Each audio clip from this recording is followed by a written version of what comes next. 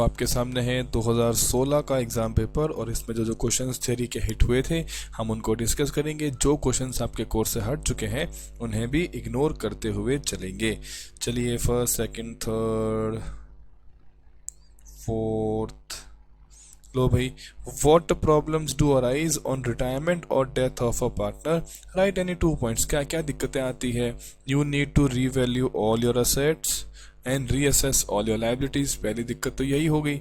दूसरा, you need to find out the goodwill of the firm. तुमको उसका distribution करना होता है, गेनिंग रेशियो, सेक्रीफाइस जो भी होता है तुमको देखना होता है। हमारे 2 पॉइंट यहाँ क्लियर होते हैं।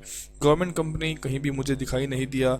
आईपीओ सब लोग जानते हैं, जब कंपनी पहली बार पब्लिक के पास में पैसा लेने के लिए शेयर्स लेकर आती है तो उसे हम लोग क्या बोलते हैं? Initial public offer.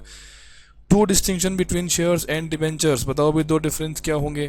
तो सबसे पहली बात, शेयर होल्डर्स कंपनी के क्या होते हैं? ओनर्स होते हैं और ये लोन प्रोवाइडर्स होते हैं। शेयर्स को मिलते हैं डिविडेंड एंड इनको मिलता है इंटरेस्ट। तो मुझे साफ तौर पे 2 डिफरेंस तो दिख ही गए हैं, तुमको 2 ही पूछे गए हैं। बताओ, what do you mean by realisation account? क्या होता है realisation account?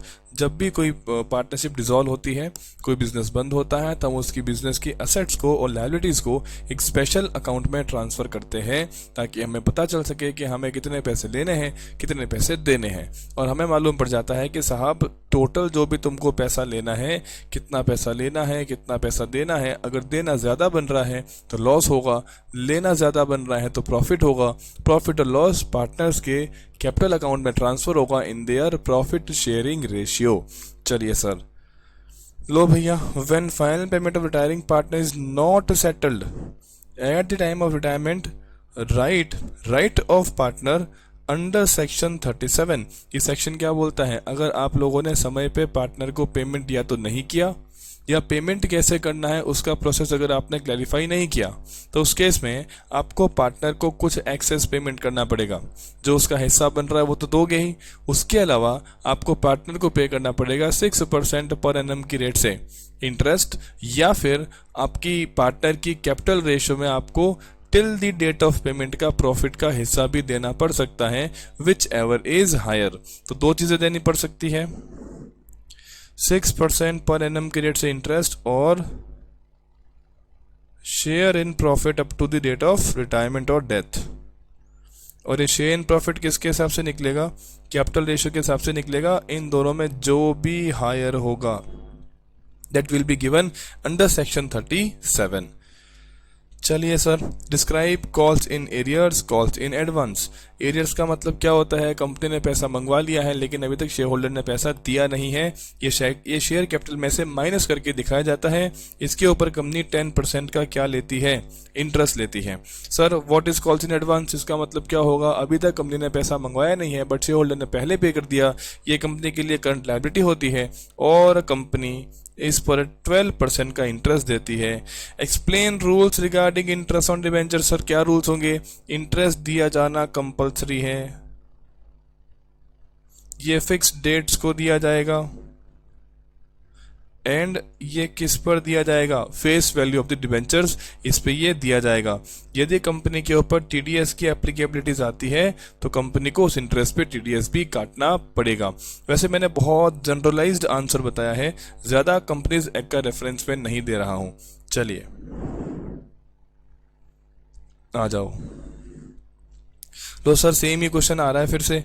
How is a partner share determined on retirement और डेथ? भी पार्टनर का शेयर डिटरमाइन कैसे करेंगे? तो हम पता करेंगे उसकी कैपिटल अकाउंट का बैलेंस क्या है, उसमें जोड़ देंगे करंट अकाउंट का बैलेंस, उसमें जोड़ देंगे रीवैल्यूएशन अकाउंट के प्रॉफिट्स और लॉसेस को हो तो माइनस कर देंगे, गुडविल में उसका हिस्सा ढूंढेंगे और जिस दिन रिटायरमेंट और डेथ हो रही है उस दिन तक के प्रॉफिट का भी हिस्सा हम लोग उसे वापस दे देंगे। सर, कोई लोन हुआ तो वो भी जुड़ जाएगा। ये सारी चीजें जुड़ने के बाद तुम्हें क्या पता चलेगा कि भैया हम लोगों ने पार्टनर को पैसा कितना देना है। हालांकि इतना इस तरीके से आंसर नहीं लिख पाओगे, तुमको आंसर के लिए प्रॉपर फॉर्मेट फॉलो करना पड़ेगा, जहाँ तुमको लिखना पड़ेगा कि रिवेल का अकाउंट, रिवेल्यूशन अकाउंट जो बनता है उसमें से प्रॉफिट निकलता है, गुडविल को तुम लोग सैक्रिफाइस गेन के हिसाब से डिस्ट्रीब्यूट करते हो, प्रॉफिट तुम लोग को 2 मेथड से निकालना पड़ता है, या तो आप टर्नओवर बेसिस पे जाओगे या फिर आप टाइम बेसिस पे जाओगे। तो सारी बातें आप लोगों ने एक्सप्लेन कर देनी है। क्वेश्चन बहुत ही अच्छा 4 नंबर का है। इसके बाद ये लीजिए, describe the purpose for which a company can use securities premium, section 52 subsection 2 of companies act 2013। यहाँ पे टोटल 5 यूसेस बताए गए हैं। बताओ भैया 5 यूज कौन से हैं। आप अपने शेयर्स को बायबैक कर सकते हैं, प्रेफरेंस शेयर्स डिबेंचर्स को रिडीम करने के रिडेम्पशन के लिए यूज कर सकते हैं, कोई इश्यू के लॉस को राइट ऑफ करने के लिए यूज कर सकते हैं। कंपनी बनने से पहले जो खर्चे लगे उसका नाम क्या होता है, प्रिलिमिनरी एक्सपेंस, आप उनको राइट ऑफ करने में यूज कर सकते हैं, और फुल्ली पेड बोनस इश्यू करने में भी यूज कर सकते हैं। तो हमारे पास टोटल 5 यूसेज हैं किसके, सिक्योरिटीज प्रीमियम के। इसके बाद और कोई थियरी क्वेश्चन हो तो बताओ भैया। थियरी। चलो साहब, ये तो अब जो सेक्शन बी का जो पार्ट है वहां देखते हैं। Under which accounting standard cash flow बनता है भैया, बताओ। Accounting standard 3। चलो सर चलो, right any 2 items When does situation of inflow of cash arise in the case of investing? Inflow का मतलब क्या है, assets को बेचोगे पैसा आएगा, यानी कि sale of assets. Interest receive करोगे पैसा आएगा, इंटरेस्ट रिसीव्ड।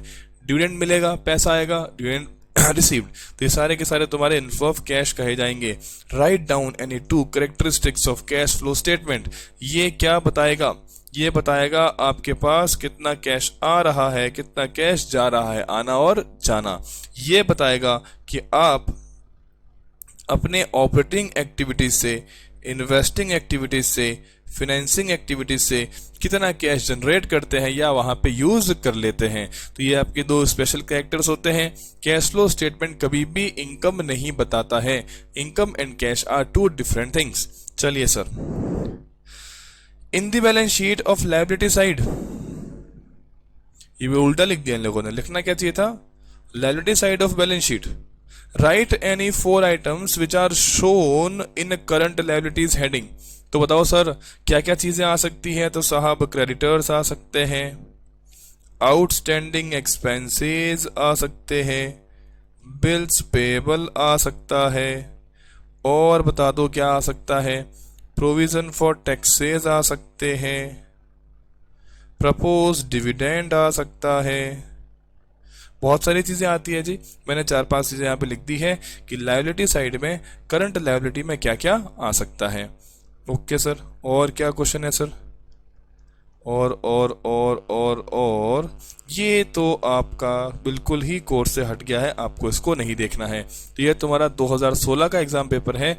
2016 के बाद में मेरे पास बच रहे हैं 17, 18, 19 एंड 20।